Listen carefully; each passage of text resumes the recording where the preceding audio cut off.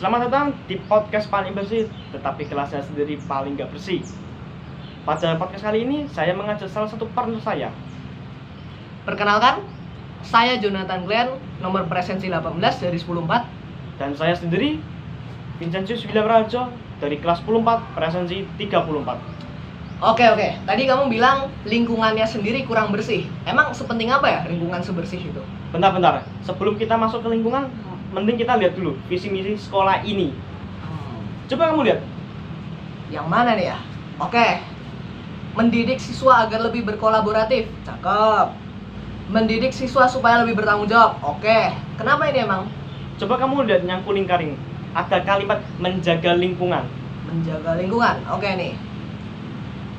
Oh, waduh. Kenapa waduh?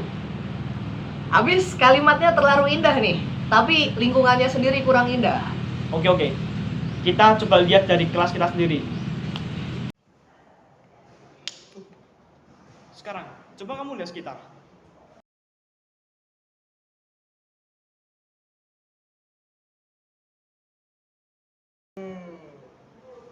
Iya ya, kotor juga sih ya. Kan? Sebenarnya kita tuh punya jadwal piket. Tapi yang piket tidak kelihatan. Alias setan. Waduh, ngeri sih. Tapi kalau menurutku ya, itu nggak sebanding dengan ngerinya visi misi yang nggak dijalanin sih. Nah ya Taiki. Tapi sebenarnya visi misi itu tidak bisa dijalankan bukan karena masalahnya di para siswa, tapi dari para pembimbing dan pembuat visi itu sendiri. Emang bener sih kalau tujuannya ditetapkan tapi sendiri pembimbingnya sendiri nggak ngelakuin. Nah, tapi kan kita sendiri ada cleaning service nih. Yang kerja hanya cleaning service, tapi apa guru, lalu siswa, tempat dan pembuat visi itu apakah juga seperti memilah sampah dengan baik, lalu menjaga kebersihan? Kan belum tentu juga. Paling hanya sebagian aja yang memiliki perilaku ekologis. Kalau menurutmu sih, cleaning service itu penting nggak di sini? Kalau menurut gue ya, semakin ada cleaning service, semakin semua guru, siswa itu malas membersihkan. Jadi bagiku lebih baik cleaning service dihapuskan. Dihapuskan ya. Jadi kalau misal pekerjaannya yang seharusnya jadi visi misinya kita digantikan cleaning service, kalau menurutku sih ya, visi misi itu malah sendiri dibuat untuk cleaning service nggak sih? Gimana menurutmu? Bahaya Taiki. Kalau dipikir-pikir masuk juga sih, bener juga, nggak salah sih. Jadi visi misi itu tidak diperuntukkan untuk warga sekolah, tapi untuk orang luar alias cleaning service. Anjay, oke, cakep. Tapi kalau misal seperti itu berarti tujuan murid-murid itu apa ya? Diajarkan itu menjaga lingkungan. Mungkin sebenarnya bukan menjaga lingkungan sih, tapi lebih tepatnya mengotori kelas.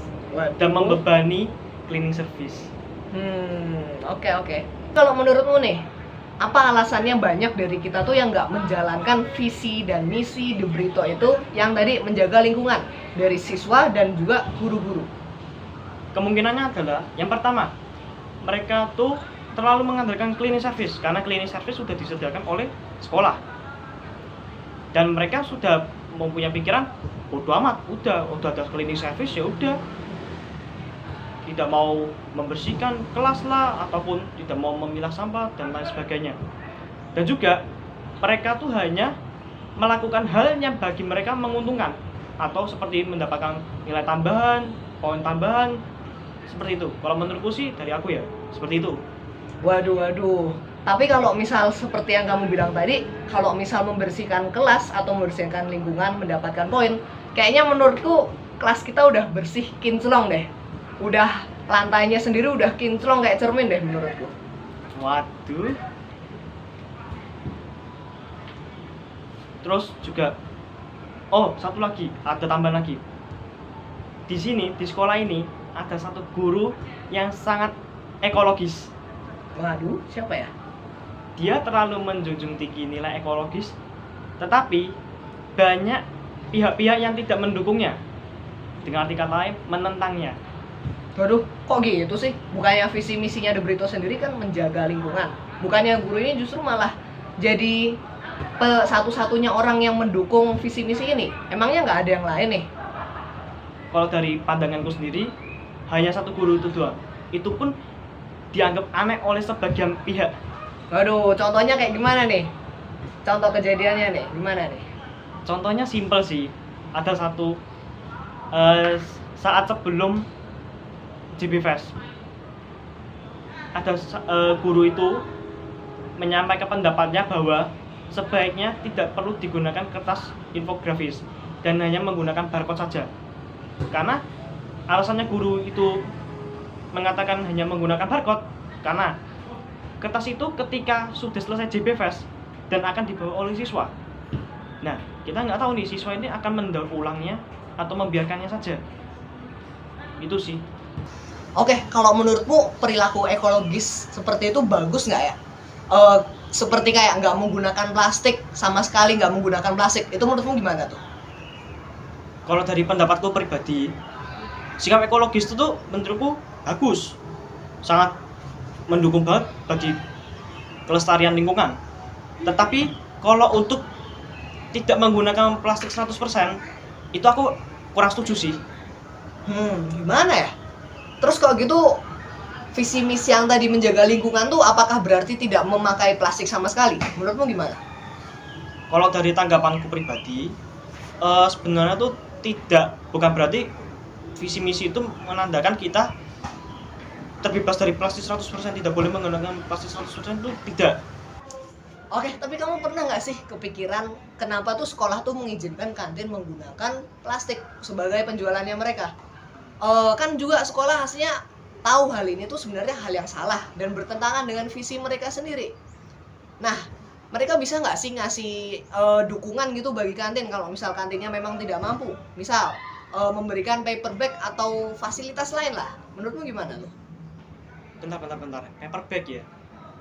Jujur, kalau aku sendiri lihat dari kondisi di kantin, itu aku tidak pernah melihat yang namanya paper bag. Apakah itu hanyalah solusi yang diberikan sekolah, tetapi tidak akan pernah terwujud? Gimana ya? Aslinya paper bag ini cukup sederhana loh. Masa sekolah sendiri nggak kepikiran sih hal sederhana ini? Apa mungkin emang udah bodoh amat gitu sama kondisi lingkungan dan visi misi itu cuma sebagai pajangan doang nih? Di kantin banyak sampah plastik kan? Iya ya. Terus tadi perasaan kamu menekankan suatu hal lagi deh yang tadi tentang apa? Oh iya, baru ingat. Dan juga kan di kantin tidak ada paper bag kan? Iya ya. Tapi tadi kan aku juga ngeliat tuh ada makanan yang dibungkus sama kertas tuh. Itu kertasnya kan emang berarti mereka udah ada tahap ekologisnya dong. Gimana tuh? Ya nggak gitu juga dong. Kan itu kan kertas dicampur sama plastik. Iya ya. Kalau gitu berarti cuma membohongi diri sendiri dong ya. Secara nggak langsung iya. Waduh, sama aja dong. Terus aslinya tujuannya mereka pakai kertas itu buat apa dong kalau ujung-ujungnya sama kayak plastik? Apa ya? Mungkin cuma buat tataan mungkin, bisa jadi sih. Mencurigakan nih. Apakah ini cuma langkah supaya terlihat sebagai pencitraan saja atau aslinya sekolah ini benar-benar peduli ya? Gimana ya? Yang tahu hanyalah sekolah. Kita nggak tahu apa-apa. Waduh, kok Bentar. gimana ya? Sebelum kita lanjut, kok suaramu makin kecil ya kayaknya? Tadi perasaan suaramu besar deh. Waduh, iya nih. Kamu lupa nih kita sekarang gimana? Kan kita ada di perpustakaan. Kita ikutin peraturan perpustakaan dong. Bukan kayak sekolah yang nggak mematuhi visi misi. Oh iya, benar. Daripada kita membahas sampah plastik di kantin, coba kamu nyadar nggak sih kalau di kantin itu ada keranjang berisi sampah plastik? Oh, yang warna biru itu ya? Nah, betul. Kenapa ya, Pak? Kalau menurutmu tuh dengan adanya keranjang sampah plastik itu, menurutmu tuh efektif apa enggak buat diletakkan di kantin? Gimana ya? Asalnya kan itu sampah untuk botol plastik doang ya. Padahal kita sendiri udah ada peraturan nggak boleh bawa botol plastik, tapi kita gantikan dengan tumbler. Lah gimana dong itu? Sekalipun orang yang buang sampah di situ, tapi kan jadi nggak efektif gitu. Ngapain ada peraturan nggak boleh bawa plastik kalau misal ujung-ujungnya dikasih tempat pembuangan plastik? Aku juga sebenarnya bingung sih.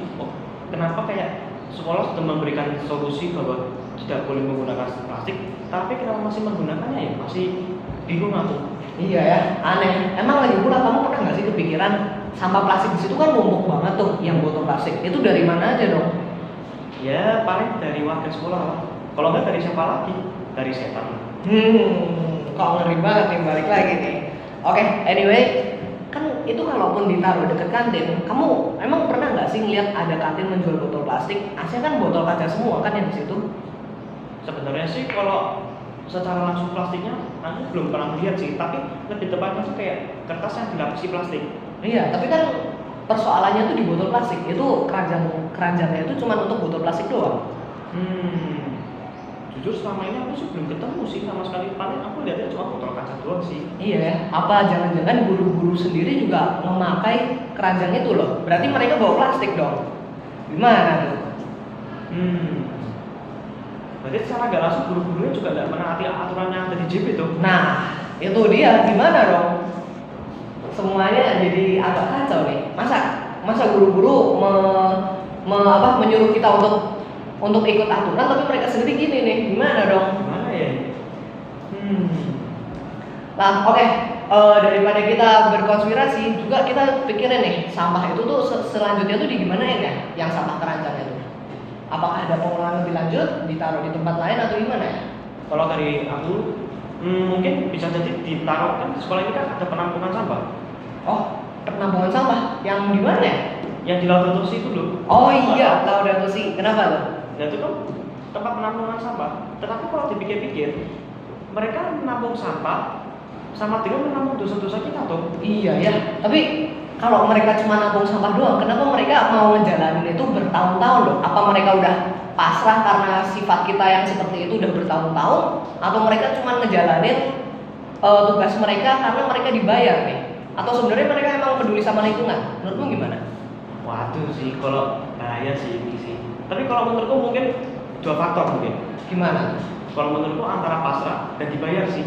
Dibayar? Kan sekolah ini kan sudah kaya ya, sudah punya uangnya banyak ya, jadi mampu membayar seperti cleaning service dan orang-orang di Laut itu sih.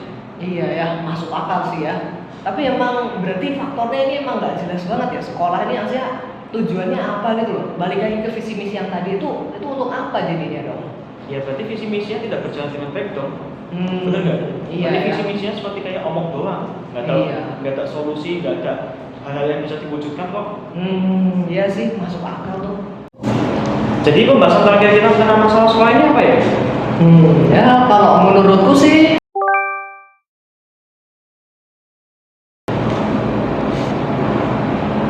Kenapa tuh sama layarnya? ya lihat sendiri tuh, ruang penyimpanannya penuh, banyak sampahnya. Kayaknya mau sama sih. Aduh, Yang tahu-tahu aja. sini, gimana tuh? Nah, berarti kita kan harus peduli dengan lingkungan sekitar kita. Contohnya, piket kelas. Piket itu penting sekali karena bisa mengurangi sampah. Oh iya benar. Ngomongin soal piket nih, ini kan hari Kamis ya? Bentar, aku cek dulu. Nah iya. Lah, hari ini kan gantian kita dong yang piket. Waduh. Nah, terus ngapain kita ngelanjutin video? Udah kita piket dulu aja deh. Iyalah, harus kepentingan lingkungan. Yoi, sip, gaskan.